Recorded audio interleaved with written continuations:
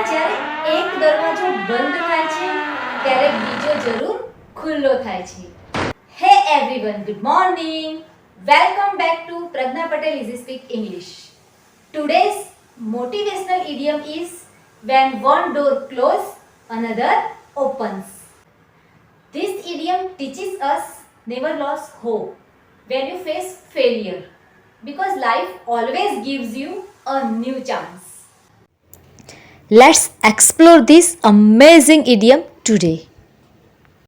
If you lost a job, that means a better opportunity is waiting for you.